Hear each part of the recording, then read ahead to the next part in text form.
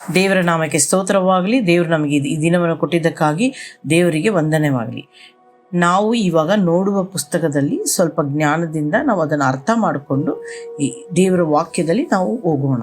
ಇಂದಿನ ಕಾಲದಲ್ಲಿ ನಮ್ಮನ್ನು ರಕ್ಷಿಸ ದೇವರಿಗೆ ಸ್ತೋತ್ರವಾಗಲಿ. ಈ ಹೊಸ ದಿವಸಕ್ಕಾಗಿ ದೇವರು ಕೊಟ್ಟಿದ್ದಾನಲ್ಲವೇ, ಈ ದೇವರು ನಮಗೆ ಕೊಟ್ಟಿದ್ದ ಈ ದಿನವನ್ನು ನಾವು ಎಷ್ಟು ಸಂತೋಷವಾಗಿ ನೋಡೋಣ. ಬನ್ನಿ, ಇಂದಿನ ದೇವರ ಧ್ವನಿಯನ್ನು ನಾವು ಕೇಳೋಣ. ಆದಿಕಾಂಡ 3:6 ಅದರಲ್ಲಿ ಸ್ಪಷ್ಟವಾಗಿ ದೇವರು ಹೇಳಿದ್ದೇನೆಂದರೆ, ಅವಳು ತನ್ನ ಗಂಡನಿಗೆ ಕೊಟ್ಟಿದ್ದು ಮತ್ತು ಅವನು ತಿಂದನು. ಅಂದರೆ ಆ ಹಣ್ಣು ಕೊಟ್ಟಿದ್ದನ್ನು ಅವಳು ತಿಂದಳು. ನಾವು ಈ ವಚನದಿಂದ ಅವನು ಎಂಬ ಪದವನ್ನು ನೋಡಿದಾಗ ಸಹ ಊಟ ಮಾಡಿದ, ಅಂದರೆ ಅವನು ಊಟ ಮಾಡಿದನು ಅರ್ಥ ಅಲ್ಲವೇ? ಆದಾಮನು ಆ ಫಲವನ್ನು ತಿಂದಿದ್ದರೆ ಮತ್ತೆ ಪವಿತ್ರಾತ್ಮನು ನಮಗೆ ಸಹಾಯ ಮಾಡಲಿಕ್ಕೆ ಎಂಬುದು ಅರ್ಥ ಮಾಡಿಕೊಳ್ಳುವ ಪ್ರಯತ್ನಿಸೋಣ. ಹೌದು, ನಮಗೆ ಆದಾಮನು ಆ ಫಲವನ್ನು ತಿನ್ನದಿದ್ದರೆ ಪವಿತ್ರಾತ್ಮ ನಮಗೆ ಸಹಾಯ ಮಾಡುತ್ತಿದ್ದರಲ್ವೇ? ನಾವೇ ತಪ್ಪು ಮಾಡಿಬಿಟ್ಟು ದೇವ್ರ ಮೇಲೆ ನಾವು ಹೇಳೋದು ತಪ್ಪು ಅಲ್ವಾ? ಇವಾಗ ಫಸ್ಟ್ ನಾವು ನೋಡೋದೇನೆಂದರೆ, ವಿಸ್ತಾರ ಆದಾಮ ತಿಂದನು, ದುರವಸ್ಥೆ ಇರಲಿಲ್ಲ, ಯಾವುದೇ ಪಾಪ ಇರಲಿಲ್ಲ, ಯಾವುದೇ ಸಾವು ಸಂಭವಿಸಲಿಲ್ಲ. ಯಾರಿಗೆ? ಆದಾಮನಿಗೆ.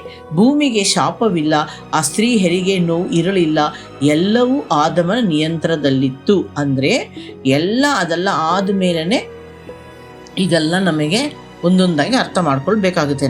ಅವರು ಪ್ರಕಾಶಮಾನವಾದ ಬಟ್ಟೆಯನ್ನು ಧರಿಸುತ್ತಿದ್ದರು, ದೇವರೊಂದಿಗೆ ಉತ್ತಮ ಓಡಾಟ ಉಳ್ಳವರಾಗಿದ್ದರು, ಯಾವುದೇ ರೋಗ ಕಂಡು ಬಂದಿಲ್ಲ, ಭೂಮಿಯ ಬಹಳ ಫಲವಾಗಿದ್ದೇವೆ, ಬಹಳ ಫಲವಾಗಿ ಬಹಳ ಅವರು ಆಶೀರ್ವಾದದಿಂದ ಇದ್ದರು. ಯಾರು? ಆದಾಮ ಮತ್ತು ಇವು. ಅಂದರೆ ಅವರು ಅಲ್ಲಿ ತಪ್ಪೇ ಮಾಡಿರಲಿಲ್ಲ.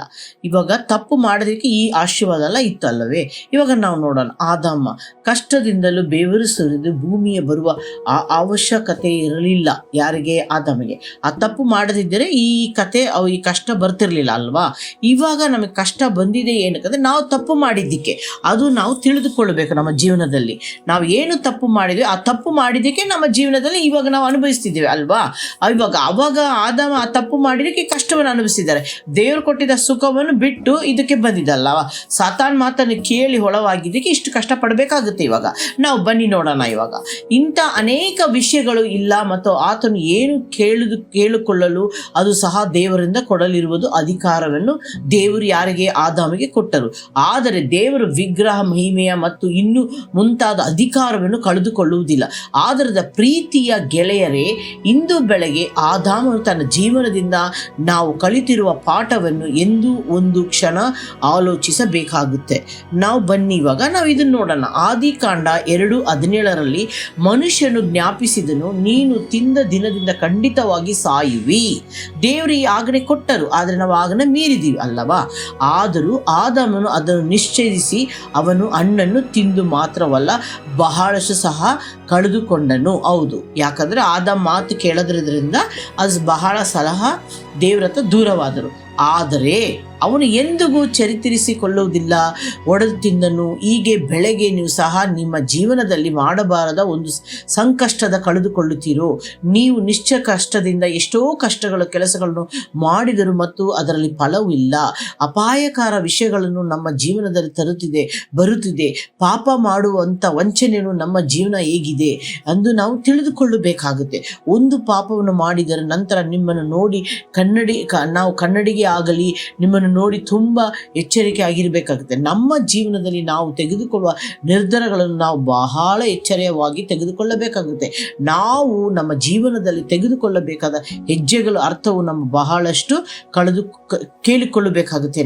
ಇದನ್ನು ನಾವು ಏನಕ್ಕೆ ಕೇಳಿಕೊಳ್ಳಬೇಕು? ದೇವ್ರ ಹತ್ರ ನಮ್ಮ ಸಹಾಯವು ಎಲ್ಲಿಂದ ಬರುತ್ತೆ? ನಾವು ದೇವ್ರ ಹತ್ರ ಒಂದು ಒಳ್ಳೆ ಹೃದಯದಿಂದ ನಾವು ಪ್ರಾರ್ಥನೆ ಮಾಡಿ ಅವ್ರ ಹತ್ರ ಕೇಳಬೇಕಾಗುತ್ತೆ. ಇದು ಒಳ್ಳೇದಾ, ಇದು ಒಳ್ಳೇದಿಲ್ವಾ, ಅದನ್ನು ನಾವು ನೋಡಬೇಕಾಗುತ್ತೆ. ಹೌದು, ಇವಾಗ ನಾವು ಒಂದು ಸಣ್ಣ ವಿಷಯಕ್ಕೆ ಏನಾಗುತ್ತದೆ ಒಂದು ನೀವು ಯೋಚಿಸುತ್ತೀರಿ.